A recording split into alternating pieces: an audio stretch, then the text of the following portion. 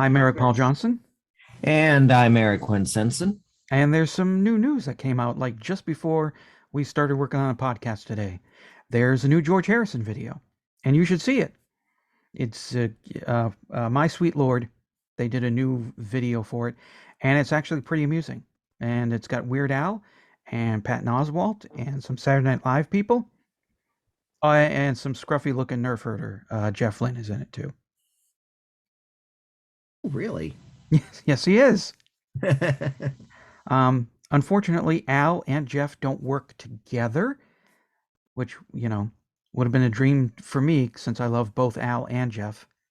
Um, there's just a clip of Jeff standing outside waving as a car drives by, and that's it. Yeah, probably all he had to do was go stand out in his front yard when he got the call. The film crew is going to be coming by in about 5 minutes. Go stand outside and wave when the car goes by. Okay, does that, and then he probably goes back inside to create some more music magic. No, I think he probably went back inside to watch Days of Our Lives. Is that still on? I don't know. I'll have to ask my mom. She's been watching that thing for some 50 years.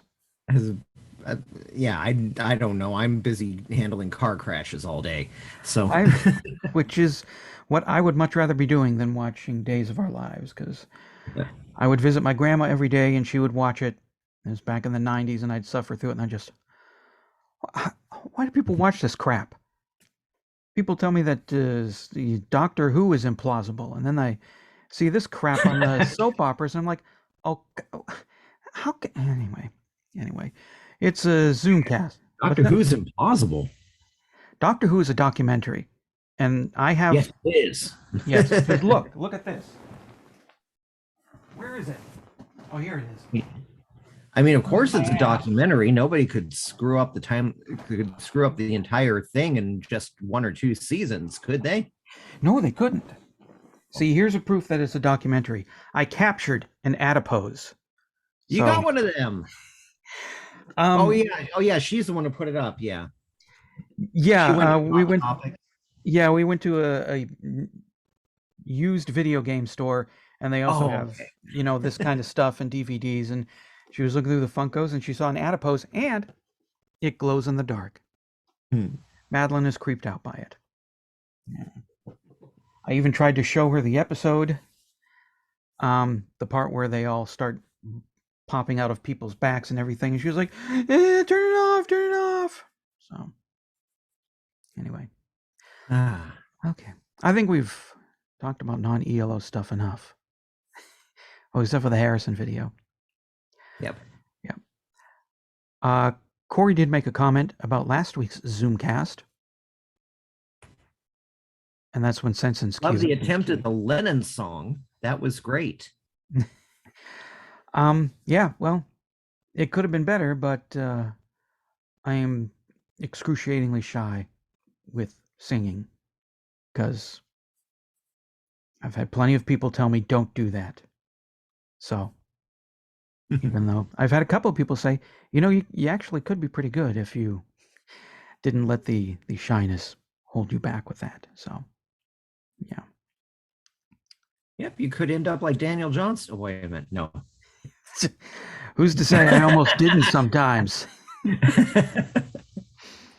And people should go look up some of Daniel Johnston's early work and yeah, see the similarity between the music I did in the early 90s. Yeah, both of you creeped on some girl forever. I'd really rather not think about her.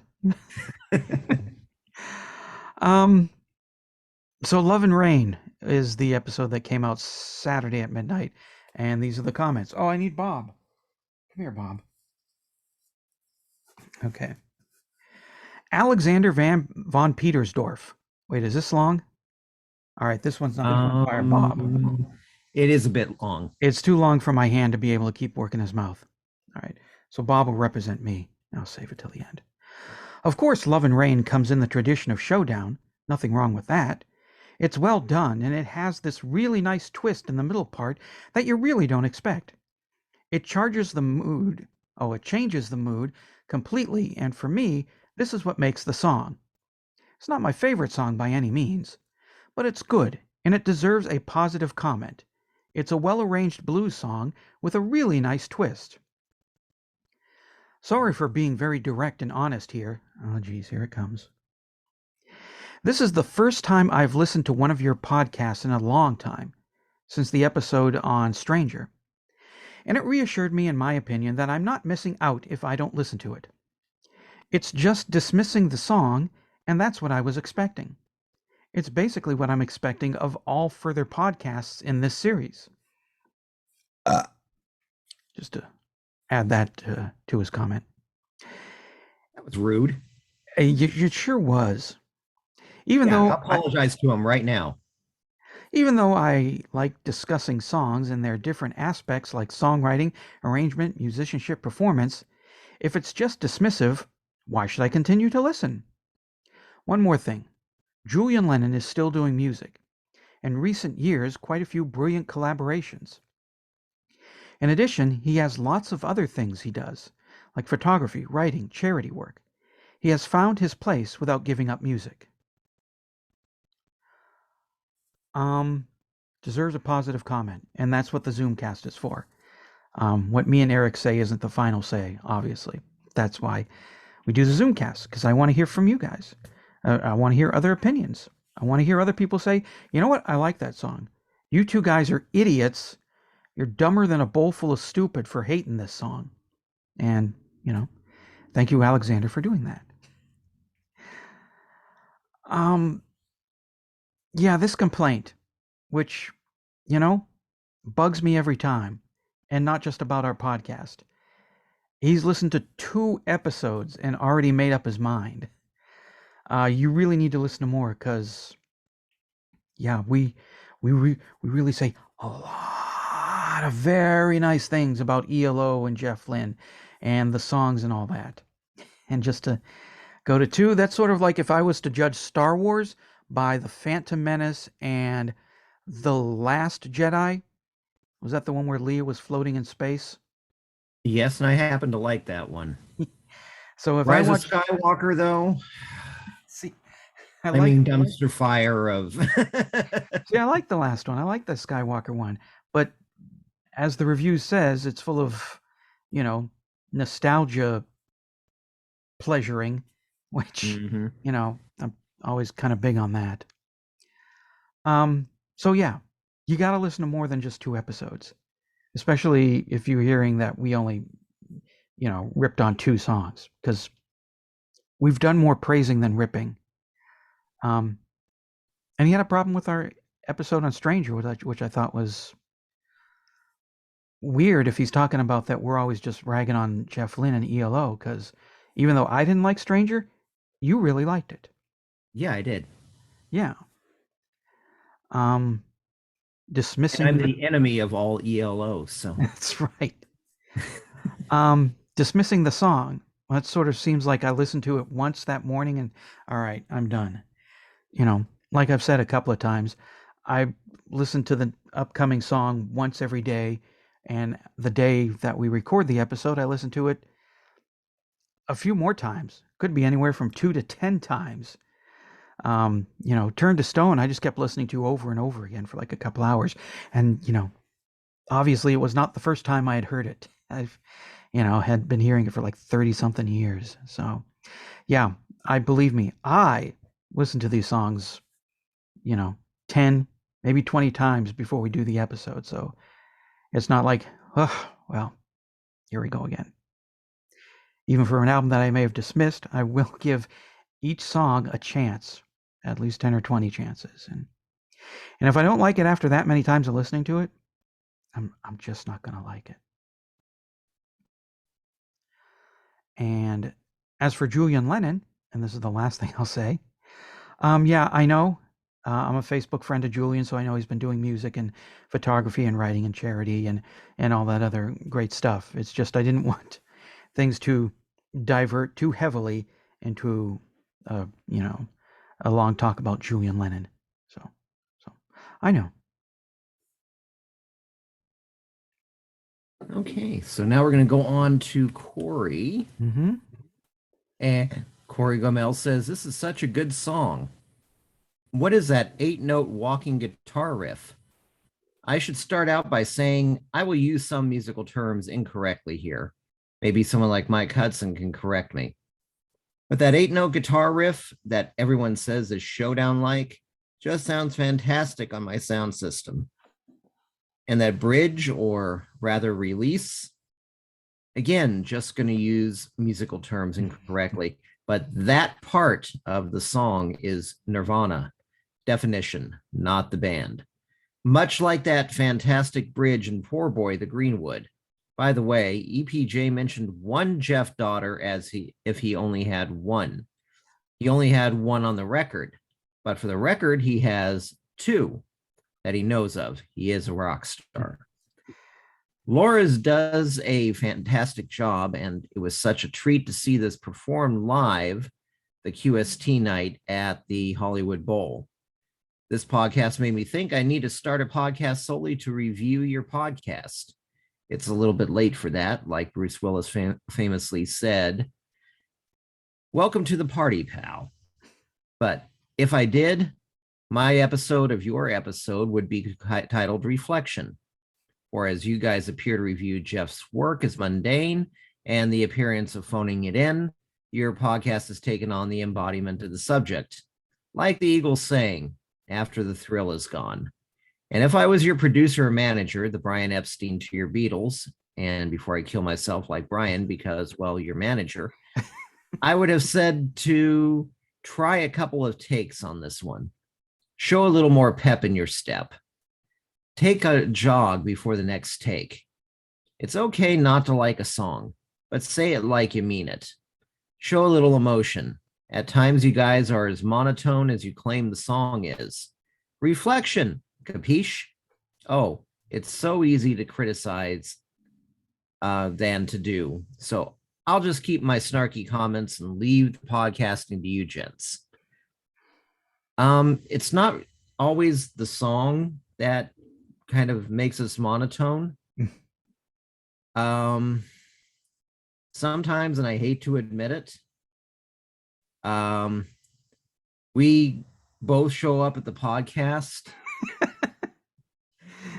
feeling like we've just been dragged behind a semi truck for about the length of a trip from Phoenix to Flagstaff.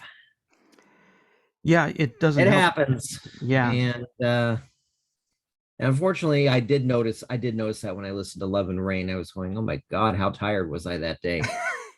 Yeah, I noticed that when I was editing it. And I was like, should I put that little filter on here where it speeds Eric up without making him sound like he's on speed or a chipmunk? Let's just leave it be. Let's get this over with. Yeah, it Yeah. also doesn't help when you're an insomniac and you don't go to bed until 3 o'clock in the morning. As for whether or not you fall asleep, that's something different. And then you got to get up at 7 o'clock because you got to get a cranky kid out of bed and out of the house in time to get to school. So that's part of the problem, at least on my end.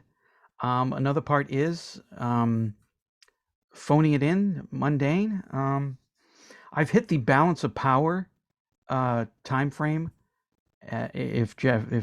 If I was Jeff Lynne, where it's like, well, I've got a contract and I've got to fulfill it. It's like since about November or something like that, I've just been, boy, I can't wait till we finish this up because I am looking forward to a nice long break. So, yeah, part of it is slogging through it. Another part is Jeff really doesn't give us much songs to be excited about for uh, Alone in the Universe. And I'm also not looking forward to Foon. So, yeah, that kind of takes some of the wind out. But um, as for jogging before, that's not going to happen because then I'm just going to sound winded. Instead, do they still make no-dos? Because I'll just take a whole sleeve of those. No, don't take no dose. How I about you? noticed that there's a difference between me drinking coffee, which I do on a regular basis, which Hmm. also sometimes if I haven't drank coffee, you'll notice Yeah. on the pod and Zoomcasts. Um, but no dose when I took them a few times. I mean, I'm normally an a-hole. Amped up a-hole. That's just cranked up the a-hole levels. I don't know what it is, no dose. I don't know if they've added something else other than caffeine, like some little substances that you shouldn't be taking. Hmm. But yeah, no, I stay away from those because it just I mean, caffeine usually calms me down and it makes it to where I can tolerate people. Right. No dose for something just amps up everything. They're not good for you. Maybe I'll just get a 36 pack of the super sized monster drinks and just down that whole 36 cans before we start recording. Well, then I'll be doing the show on my own, won't I? You will, because but Because Eric well, Paul couldn't make it today because he's in the hospital. what we should do first is we should do the Zoomcast first. This way, when my heart just leaps out of my chest through my shirt, Yeah, that'd be what's going to great to get you see. first? The diabetic reaction to all that sugar, or your Yeah, heart attack from all that garbage yeah, they put in it? yeah. So Zoomcast first, because dying would really help bring in the views, and then you just do whatever the song is on your own. Yeah, no, you can do that when we do Beatles Forever,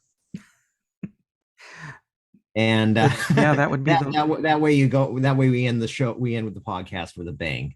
yes, yes. My heart just banging. Yeah.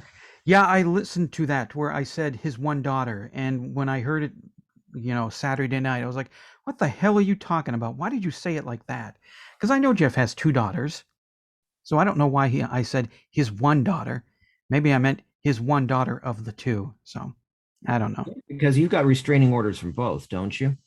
Um, yes, yes, I do. And Yeah. well, I guess Jim Neighbors died, so I guess that restraining order is over with. Where was he? Where's he buried, by the way? So I don't Probably know. in Hawaii because I think Right, that's where he lived. that's where he lived. Yeah. And there's a reason why he moved himself to an island that's a 5-hour plane trip far away. Just saying. Oh. Richard Harrison. The release, the release moment is like the clouds parting and rays of sunshine pouring down. I listen to the song just to reach that moment, but you have to go through the rain to reach it. Well, I think by listening to us, we did have to go through the rain to get to that nice moment. But I like rain though. I don't like the sun. So. Mm. And then Damian Griffin says, "Nope, sorry, I bought the album, listened to the album, and put it away. Hasn't left its home since then." And I would say the same thing if I didn't have to listen to this album for the podcast. So, um, oh, but back to what Corey said of, you probably noticed that I'm perkier. It's because there won't be a Zoomcast. There won't be any podcasting next week because it's Christmas week. And I don't make people work on Christmas. So I get a week off. So I'm eager to get that break started. So maybe I'll come back all refreshed with lots of snark for whatever the next song is. Yep. Yeah. And I'll come back so happy that Christmas is over. You suck. I'll come back sad that Christmas is over. Yay! No more Christmas music. Yay! No, no, not for me. I've been saying this for like 30 or 40 years or something, that after Christmas, all the lights and the music and all the presents have been open, but Christmas is floating away. All that lights and stuff is like afterglow. So it's Christmas afterglow. Yeah, and for me, it's usually December 24th. At least the last couple of them have been, I survived Whamageddon. All right, and then we're gonna end this. I they played on the radio because my iPod would not connect to Tulla's radio for some reason in her car. It came on the radio. I turned it off. The next day, it came on the radio, and I turned it off, and turned the car off, and I went inside the store, and inside the store was a different version of Last Christmas playing. It wasn't The by only version Wham. that counts is the Wham version, though, Yeah, well, I really don't need. Well, for the contest. right. There's only a couple other versions I like, and one is by Richard Cheese, where he starts singing the song, and he says, "Hey, hey, hey, guys, we're not doing that song because it sucks," and that's it. It's like about 30 seconds long, so which is much longer than we've gone on today. So, Yep. so I think we're done here. I think we're done here. All right. Happy Christmas.